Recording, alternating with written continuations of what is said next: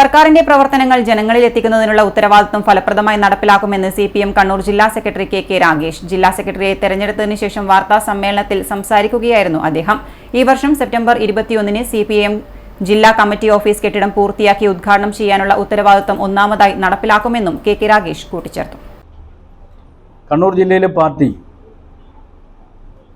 ഈ നിലയിൽ രാജ്യത്തെ തന്നെ ഏറ്റവും പ്രധാനപ്പെട്ട പാർട്ടി സംഘടനയായാലും ബഹുജന സ്വാധീനമുള്ള പാർട്ടിയായാലും മാറിയിട്ടുള്ളത് സ്വാഭാവികമായി വന്നു ചേർന്നിട്ടുള്ള ഒന്നല്ല എന്ന് നമുക്കെല്ലാവർക്കും അറിയാം. ജന്മിത്വത്തിനും സാമ്രാജ്യത്വത്തിനും എതിരായിട്ടുള്ള അത്യുജ്വലമായ പോരാട്ടങ്ങളുടെ ഭൂമികയാണ് കണ്ണൂർ ജില്ല.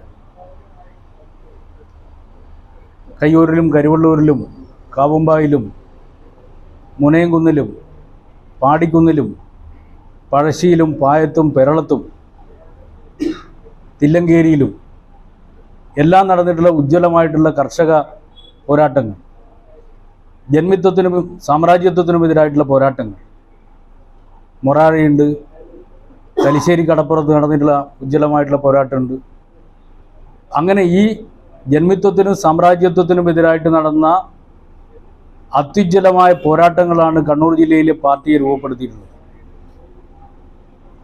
പുതിയ കാലഘട്ടത്തിലാണെങ്കിൽ കൂത്തുപറമ്പ് രക്തസാക്ഷിത്വം പോലുള്ള മഹാരക്തസാക്ഷിത്വങ്ങൾ ഉൾപ്പെടെയുള്ള വലിയ പ്രക്ഷോഭങ്ങൾ, അതോടൊപ്പം തന്നെ 173 വരുന്ന ധീരരായ രക്തസാക്ഷികൾ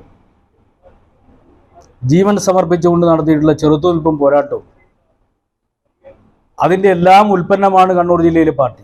മലയോര തീരദേശ മേഖലയിൽ പാർട്ടി പ്രവർത്തനം ശക്തിപ്പെടുത്തും. ജനങ്ങളെ തെറ്റിദ്ധരിപ്പിച്ച് വർഗീയത പരത്തുന്നതിനുള്ള ശ്രമം തടയും. വിശ്വാസിക്കും അവിശ്വാസിക്കും പാർട്ടിയിൽ സ്ഥാനമുണ്ടെന്നും കെ രാഗേഷ് പറഞ്ഞു. വിശ്വാസത്തിന്റെ മറവിൽ വർഗീയ അജണ്ട നടപ്പാക്കാൻ ശ്രമിക്കുകയാണ്. മതവിശ്വാസവും വർഗീയതയും രണ്ടും രണ്ടാണെന്ന് ജനങ്ങളെ പഠിപ്പിക്കുമെന്നും മുഖ്യമന്ത്രിയുടെ പ്രൈവറ്റ് സെക്രട്ടറി സ്ഥാനം രാജിവെച്ചതായും കെ രാഗേഷ് അറിയിച്ചു.